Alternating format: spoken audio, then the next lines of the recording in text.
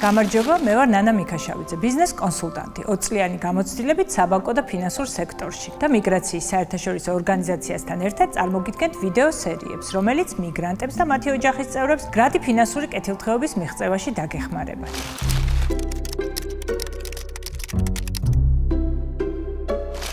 წინა ვიდეოში ვისაუბრეთ იმ მითებზე, რომლებიც შეიძლება გაუცნობიერებლად უშლიდეს ხელს ფინანსურ წარმატებას. დავწმუდით, რომ ფინანსური წარმატება ყველასთვის მიღწევადია, რომ ფული ნეიტრალურია და რომ თუ არ გაქვს სიცხადე რა არის ჩვენი უკეთესი ცხოვრება, ფული შეიძლება იქცეს უსასრულო დევნად, სადაც ფინიშის ხაზი მუდმივად წინ იწევს. ამ ვიდეოში სწორედ ამაზე ვისაუბრებთ, როგორ გავარკვიოთ რა არის ჩვენთვის ნამდვილად მნიშვნელოვანი, რა გვინდა რეალურად და როგორ დაუკავშიროთ ფინანსური მიზნები ჩვენს ნამდვილ ღირებულებებს.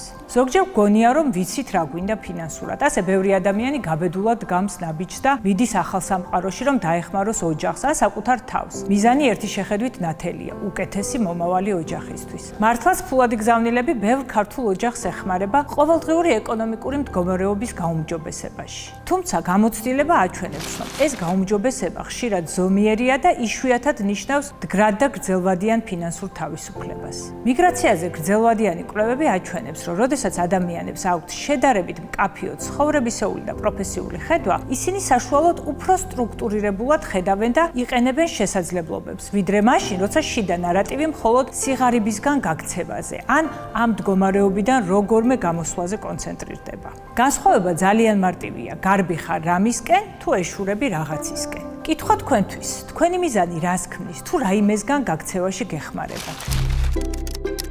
რა გვინდა და რა არ გვინდა?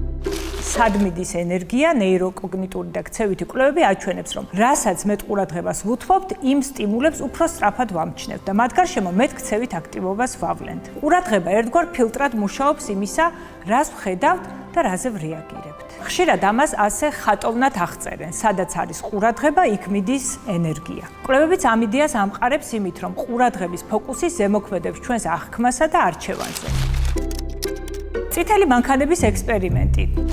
მაგალითად, ახლა თუ გკითხავთ, დღეს რამდენი წითელი მანქანა შეგხვდათ? ალბათ ვერ მეტყვით, მაგრამ რომ გცოდნოდათ, რომ ყოველ დანახულ წითელ მანქანაზე 500 ლარს მიიღებდით, დარწმუნებული ვარ, ზუსტად გეცოდინებოდათ პასუხი. თუ მხოლოდ იმაზე ვფიქრობთ, როგორ დავახციოთ თავის სიღარიბეს, კრიზისს და სტრესს, ჩვენი ფოკუსი მაინც იქ რჩება სიღარიბეზე, კრიზისზე და სტრესზე. როდესაც ადამიანი ხანგრძლივ სტრესშია, ეგრეთ წოდებულ გაქცევის ან ბრძოლის რეჟიმში, ნეირომეცნიერება გვეუბნება, რომ ტვინის რესურსები უფრო მეტად მიმართულია საფრთხეზე სწრაფ რეაგირებაზე, ხოლო გრძელვადიანი დაგეგმვისა და შემოქმედებითი ფიქრისთვის რჩება ნაკლები სივრცე. ასეთ მდგომარეობაში ახალი შესაძლებლობების დანახვა ბუნებრივად უფრო რთული ხდება. ქცევითი და მოტივაციური კვლევები აჩვენებს, რომ როცა ადამიანს აქვს მისთვის მნიშვნელობის მქონე მკაფიოდ ჩამოყალიბებული მიზანი, ის უფრო ხშირად ამჩნევს და იყენებს შესაძლებლობებს, რომლებსაც ამ მიზნისკენ მიჰყავს. ხშირად ამას ხატოვნად აღწერენ ასე, თითქოს ქვეცნობიერი იწყებს გზების ძებნას. რეალურად კი მიზანზე კონცენტრირება ცვლის ყურადღების ფოკუსს და ზრდის მიზანთან დაკავშირებულ სიგნალების შემჩნევის ალბათობას. ეს არ ნიშნავს პრობლემების იგნორირებას, ეს ნიშნავს ყურადღების შეგდებულად გადანაწილებას. დიახ, ვიყოთ რეალისტები,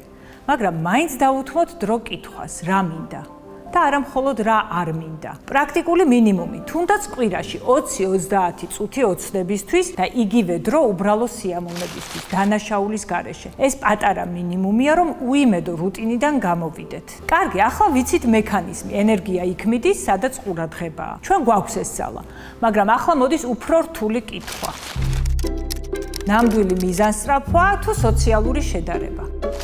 დღეს განსაკუთრებით რთულია საკუთარი გულის მოსმენა. სოციალური ქსელები მუდმივად გვიჩვენებენ სხვების წარმატებულ ცხოვრებას და უსწრაფესად ქმნიან ახალ წყაროებს შედარებისთვის. წარმოიდგინეთ ჯინი რომ გაჩნდეს და შემოგთავაზოთ, აირჩიე ნებისმიერი წარმატებული ადამიანი და მის ცხოვრებას მოგცემ. პირველი ინსტინქტი შეიძლება იყოს, დიახ, მინდა. მაგრამ რომ დაუმატოს, არა მხოლოდ მის წარმატებას მიიღებ, არამედ ყველაფერს იმ ფასით, ტკივილით, შეზღუდვებით, რასაც ის ამ წარმატებისთვის იხდის. ისევ ასე მარტივად დათანხმდებოდით? ალბათ შეჩერდებოდით. და დაიწყებდით კითხვებს. მას რას დავკარგავ, რა დამიჯდება, რა მოყვება კომპლექტში ამ წარმატებას და უცებ აღმოაჩენთ, რამდენი რამ გაქვთ უკვე ძვირფასი. შეიძლება ოჯახი, თავისუფალი დრო, ჯანმრთელობა, საკუთარი უნიკალური გზა, რომლის დათმობა აღარ გინდათ. როცა ვადარებთ საკუთარ შიდა სურათს, სხვის გარე მდგომარეობას, ვკარგავთ პერსპექტივას. არასოდეს არ იცით რა ფასად უჯდება სხვას მისი გლამურული ცხოვრება. ამიტომ პირველი კითხვაა, ეს რაც მინდა ჩემი გულიდან მოდის, თუ უბრალოდ მინდა რომ მინდოდეს, რადგან კარგად ჟღერს ან სხვებსაც აქვს. თვით შემოწმების კითხვები. თუ არავინ მიყურებს და ვერავინ გაიგებს, მაინც მინდა?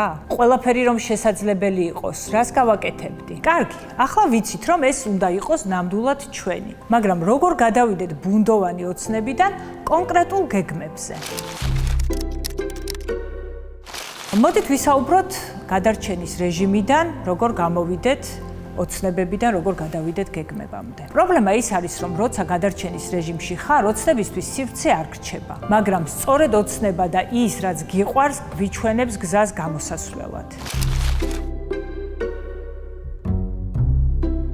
დისნეის შესახებ ამბობდნენ, რომ მას 3 ფიზიკური ოთახი ჰქონდა. პირველი ოცნების ოთახი, სადაც ყველაზე გიჟური იდეებიც კი დასაშვები იყო კრიტიკის გარეშე. მეორე რეალისტის ოთახი. აქ იდეებს რეალურ განხორციელებად ვარიანტებად აქცევდნენ. და მესამე კრიტიკოსის ოთახი, როგორ მივაღწევ, რა დროში, რა რესურსი მჭირდება, რა წინააღმდეგობები მექნება გადასალახი. ამ პრინციპის დახმარებით ჯერ თამამად ვოცნებობთ, შემდეგ ვკითხულობთ, რა შეიძლება რეალურად გავაკეთო და ბოლოს ვგეგმავთ. ეს პროცესი 3 დონეზე ხდება. პირველი, ხედვა. ეს არის დიდი სურათი, ოცნება. ეს რაღაც უფრო დიდია ვიდრე ჩვენი ეგო, ის რაც თქვენ ყველაზე მეტად გადარდებთ, რაც ყველაზე ღირებულია. უნდა შეგეძლოთ ნათლად წარმოიდგინოთ და აღწეროთ ეს ოცნება. მაგალითად, ისეთი სამყარო, სადაც ყველა ბავშვი უსაფრთხოდ და ბედნიერად იზრდება. მეორე მისია, რეალისტური პასუხი. მე როგორ შემიძლია ამაში წვლილი შევიტანო? იმავე მაგალითში, შეიძლება ვიყო კარგი მშობელი, მასწავლებელი, თერაპევტი, ნაყინის გამყიდველი, კერძო ბაღის მფლობელი, პოლიტიკოსი ან საგანმანათლებლო თამაშების შემქმნელი. და მესამე, კონკრეტული მიზნები. უკვე მიწიერი ნაწილი, რას ველოდები, როგორ ვასრულებ ამ როლს, რა შემოსავალი მაქვს, რა დრო მჭირდება მის მისაღწევად, რა მასშტაბის ამბიცია მაქვს, ჩემს უბანში დავრჩე თუ საერთაშორისო მასშტაბზე გავიდე. ანუ ხედვა არის, რას ვაძლევ მე სამყაროს, ხოლო მიზნები, რა მჭირდება ამისთვის.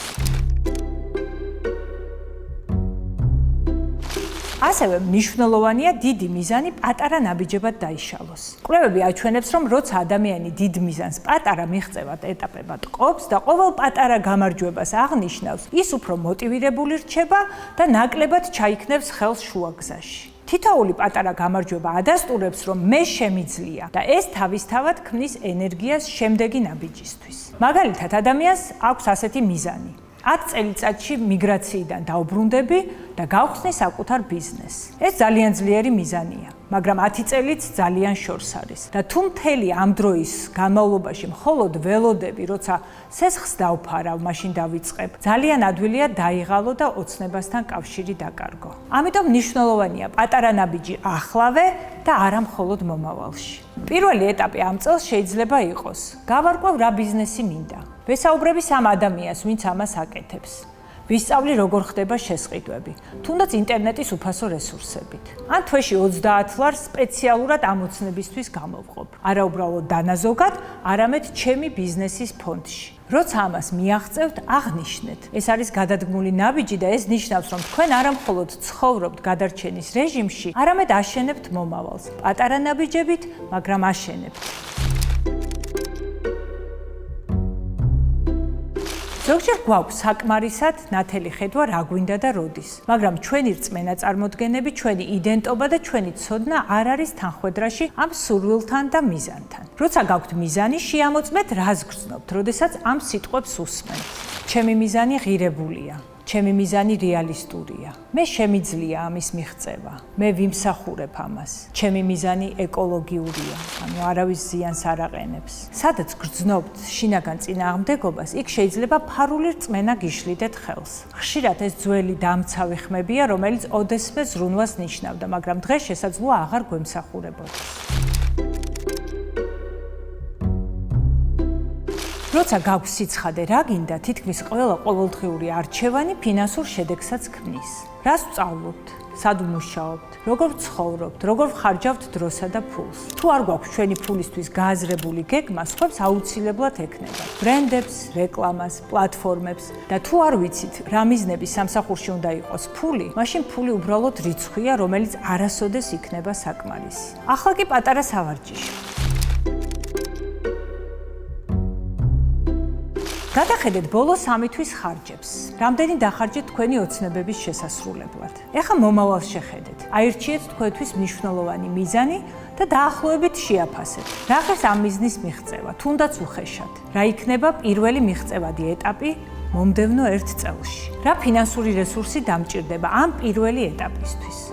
ზოგიერთი ოცნება პირდაპირ ფულს არ საჭიროებს, მაგრამ საჭიროებს თავისუფალ დროს ან ენერგიას და ეს თავისთავად ფინანსურ თავისუფლებას გულისხმობს, რომელსაც თავისი ფულადი ღირებულება აქვს.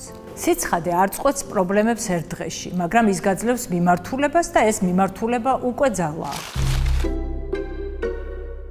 შემდეგ ვიდეოში ვისაუბრებთ, როგორ მუშაობს ფული და როგორ შეიძლება დავაგროვოთ სიმდიდრე, რომ არა მხოლოდ ოცნება გქონდეს, არამედ გქონდეს რეალური ინსტრუმენტებიც მის განსახორციელებლად.